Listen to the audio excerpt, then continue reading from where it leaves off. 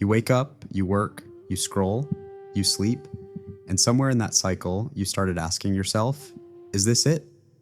Not out loud, not dramatically, just quietly, in the gaps between tasks. When the motivation runs out and all that's left is the work itself, most men think the answer is to find something they love, something that feels easier, something that doesn't drain them. They're wrong. There's a Japanese principle that doesn't ask you to find passion. It asks you to forge meaning through effort, through repetition, through work that demands everything you are. It's called Hatarakigai, and it doesn't make work easier. It makes you unbreakable. If this opening feels uncomfortably familiar, if you felt the weight of days that exhaust you without shaping you, consider subscribing and continue walking the Ashen Path with the Last Ronin. Monday morning, alarm goes off. You hit it twice. You sit up and the first thought isn't I am ready. It is, I have to. Not urgency, obligation. You open your laptop emails, messages, tasks that don't feel important but somehow fill 8 hours. You do them well enough. But there is no weight to it. No meaning, just output competence without purpose. You've become efficient at what doesn't matter. Lunch scroll, a video about someone who quit their job and followed their dreams. You feel it, that pull, that voice that says, you are wasting your life doing this. You close the app, but the feeling doesn't leave. Afternoon drags. You are competent. Maybe even good at what you do, but you are not present. You are managing, surviving. Waiting for the part of the day that feels like yours, the part that never comes. Because even when you clock out, you are still carrying it. The weight of something unfinished. Not the work, something else. Something you can't name but feel in your chest when the room goes quiet. Evening, gym, maybe a show, a game. Something to recover from the thing you spent all day doing. Recovery from what should have never drained you. And then it loops, week after week, month after month. You are not failing. You are functioning, but somewhere underneath, you feel it, the slow erosion, the quiet question. If I keep doing this, who am I becoming? Not who you want to be, not who you said you'd be, someone else, someone tolerable, someone who has learned to live with the gap between what he does and what he knows he is capable of. You don't collapse. You adjust, and adjustment, over years, becomes identity. This is where most men get stuck. Not because they lack talent, not because they lack options, because they've built a life that doesn't require them to be sharp and. Sharpness, when left unused, doesn't stay neutral. It turns inward. The Last Ronin doesn't wake up inspired. He wakes up to work, real work. The kind that doesn't care how he feels. Sharpening his blade, tending his fire, preparing his mind. Not because it excites him, because without it, he is less. He doesn't ask, do I want to do this? He asks, does this sharpen me? That is Hatarakigai, not work you are passionate about. Not work that feels easy. Work that builds you, work that demands precision, work that forces you to become more capable than you were yesterday, work that reveals what you are made of when no one is watching. In Japan, this wasn't motivational, it was structural. A craftsman didn't love every stroke of the chisel. A farmer didn't love every season of poor harvest. But the work itself, the repetition, the discipline, the demand for excellence, that is what gave them weight. Identity earned through friction. They weren't searching for meaning. They were building it one task at a time. No shortcuts, no substitutes. Here's the part we've forgotten. Meaning doesn't come from doing what you love. It comes from doing something well enough that you respect yourself for doing it. Self-respect isn't given. It is forged. And it only forms under pressure. The modern world told you to find your passion. So you waited, you searched. You tried things and quit when they got hard because hard meant this isn't it. But what if hardness was the signal, not the warning? What if resistance was the proof you were touching something real? Hatarakigai says, the hardness is it, that resistance. That is where you are built, not in the flow state, not in the moments that feel effortless, in the hours that require you to decide again that you will not quit. The blade is sharpened on stone, not silk. The samurai understood this. Ritual wasn't comfort, it was confrontation. Every stroke of the blade against the whetstone was a question, am I still committed? And the answer wasn't spoken. It was demonstrated, daily without negotiation. You don't build honor by feeling it. You build it by repeating the action that would be dishonorable to abandon, even when no one sees. Especially when no one sees. Because the standard isn't external, It is between you and the work. And if you compromise there, where no one's judging, you've already lost the only evaluation that matters. Your brain is wired to avoid this, not because you are weak, because you are efficient. Your brain wants the dopamine hit without the effort, the result, without the repetition, the identity, without the work. It wants the sword, without the stone. So it creates excuses that sound like wisdom. I am not passionate about this. This doesn't align with my values. I need to find my purpose first. And while you are searching, you are not building. Here is what is actually happening. Every time you do work that feels hard, boring, or beneath you, your brain flags it as a threat. It says, this is damage. This is wasting time. Stop.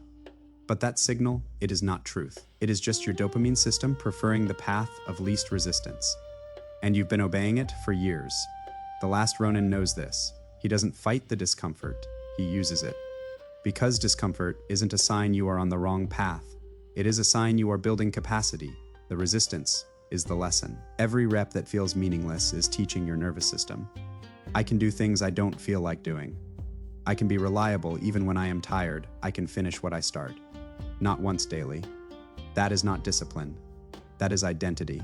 And identity is only built when no one's applauding. In Zen, there is a practice called shikantaza. Just sitting, no mantra, no goal, no reward. Just the act itself. It is unbearable at first because the mind wants a transaction. It wants, if I sit here, I get enlightenment. But the sitting teaches something deeper. You learn to exist without negotiation, to be present without payoff. The modern mind rejects this. It calls it a waste. But the samurai understood this is where resolve is forged, not in the battle, in the stillness before it. When there is nothing to prove and no one watching, can you still show up? That is the test. You think you are waiting for clarity, for the right opportunity, for the moment when it all makes sense. But clarity doesn't arrive before commitment, it follows it. The Ronin doesn't wait to feel ready. He sharpens the blade because that is what sharpens him. And the sharpening never stops. Because the moment you stop, thinking you've arrived, thinking the work is done, you begin to dull slowly and visibly, until one day you reach for the edge and realize it is gone. Your brain will tell you to rest, to wait, to reconsider, will disguise retreat as reflection. But you'll know the difference, because deep down, beneath the noise, you already know whether you are preparing or pretending, and if you are honest, you've known for a while. Stay with me. This changes how you work tomorrow. Here is the rule: stop asking if the work matters. Start asking if the work sharpens you. Not every task will feel meaningful. Most won't, but every task is either making you more capable or more fragile, more reliable or more scattered, more present or more distracted. There is no neutral. Every moment you are in motion, you are carving something. The question is, what? Hatarakigai isn't about finding sacred work. It is about treating all work as practice. Practice for what? For becoming someone who doesn't need external motivation to function, someone who doesn't collapse when inspiration runs out, someone who can hold the line when everything else is unstable. That is the man you are building. Not through one big decision, through 1,000 small ones. You show up tired, you sharpen, you finish the task you hate. You sharpen, you stay focused when your phone is screaming. You sharpen, each one imperceptible, but compounding. Most men avoid this because it doesn't feel like progress. It feels like grinding repetition, boredom. Boredom is the test.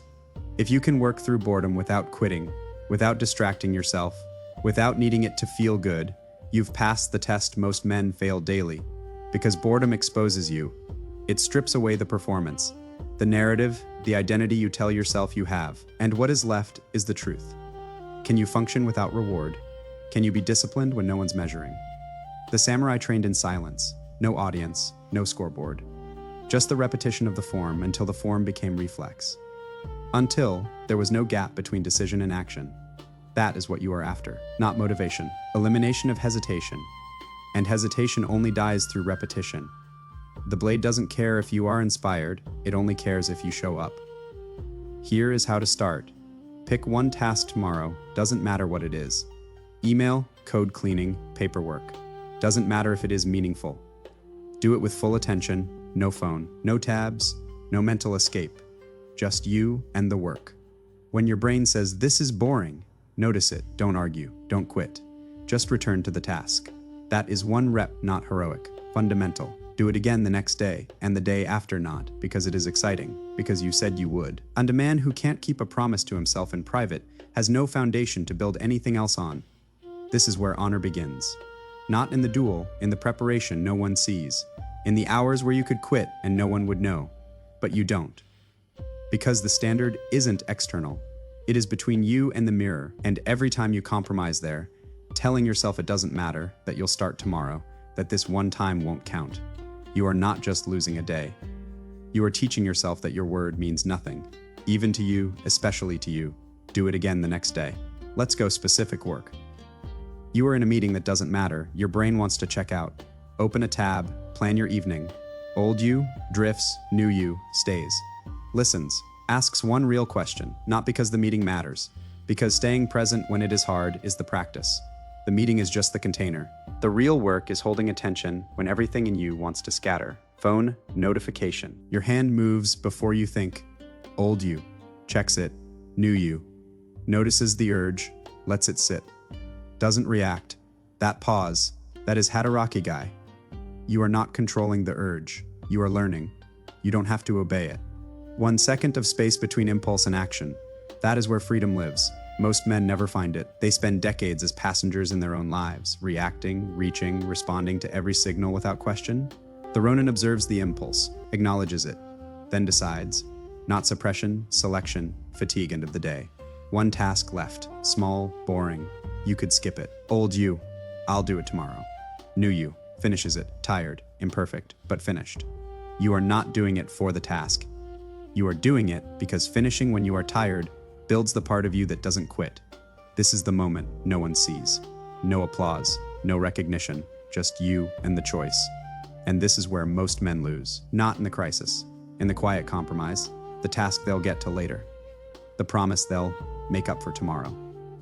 But tomorrow never corrects today's erosion. It compounds it. Conflicts, someone criticizes your work, publicly, unfairly, old you reacts, defends, spirals. New you pauses, asks, is there truth here? If yes, adjust. If no, let it go. Not because you are passive, because you are not controlled by emotion. You are building the capacity to stay stable when everything around you isn't. In Bushido, there is a concept, fudoshin, immovable mind, not rigid, not cold, grounded like a tree in wind. It bends, but the roots hold. The storm doesn't define it. Your reaction doesn't have to be immediate. It can be considered. And a considered response from a grounded man carries more weight than 10 emotional outbursts from someone still negotiating their own stability. Pressure, deadline, high stakes. Everyone's watching, old you panic, freeze, perform poorly because you are managing fear instead of executing. New you breathe. Focus on the next action, not the outcome, not the judgment, just the work in front of you, one step.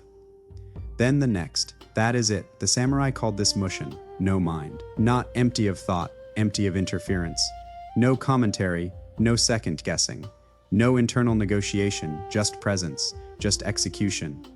You are not trying to feel calm. You are building the muscle that works regardless of how you feel, because feelings change. Conditions shift. But the man who can function under pressure, without drama, without collapse, he remains, and over time. That becomes his reputation. Not what he says, what he does when it is hard. That is the only resume that matters. Here's what changes, not overnight, not dramatically, but gradually, deeply. You stop needing inspiration to work. You stop waiting to feel like it. You stop collapsing when things get boring. Because your identity isn't based on emotion anymore. It is based on evidence. Evidence that you show up, that you finish, that you don't quit when it is hard, not claimed, demonstrated. Old you asked, what do I love? New you asks, what sharpens me? Old you avoided discomfort? New you uses it. Old you needed the work to feel meaningful. New you knows the work creates the meaning. That shift. That is not motivation. That is structure. It is weight. It is the thing that keeps you stable when everyone around you is scattered. This is what the samurai understood. Identity isn't inherited. It is forged. And forging requires heat. People will notice not because you are louder, because you are steadier. You don't react the same way. You don't complain as much. You don't need constant validation. You just work quietly, consistently.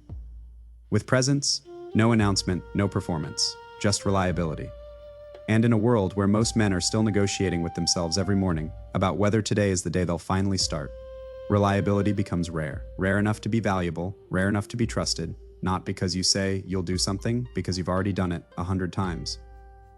When no one was counting, and slowly you realize you are not searching for purpose anymore, you are building it, one task at a time, one decision at a time. The search was the problem. Because searching implies it exists somewhere else, outside you, waiting to be found. But purpose isn't discovered. It is constructed. Brick by brick, rep by rep, through the accumulated weight of decisions that align with the man you are becoming, not the man you wish you were. That is Hatarakigai. Not a philosophy you think about, a practice you live, a rhythm, a standard, a non-negotiable baseline beneath which you will not fall, even when tired, even when uninspired, even when no one's watching, especially when no one's watching, because that is when the work is purest. No external pressure, no reward, no recognition, just you and the commitment. And if you can hold that day after day, in silence, without applause, you've built something most men never touch: self-trust. Not the kind you talk about, the kind you earn, the kind that doesn't waver when conditions change. Because it was never based on conditions. It was based on choice, repeated, refined, made sacred through repetition. The Last Ronin doesn't hope he'll show up tomorrow. He knows, because he showed up today, and the day before, and the day before that. Until showing up wasn't a decision anymore, it was identity. And once it becomes identity, you stop asking whether the work matters. You become the thing that makes it matter. The Last Ronin doesn't chase passion. He doesn't wait for inspiration. He wakes up, he works, he sharpens. And through that work, the boring parts, the hard parts, the parts no one sees, he becomes unbreakable, not because the work is special, because he is. If this path speaks to you, walk it with the Last Ronin. The work is waiting.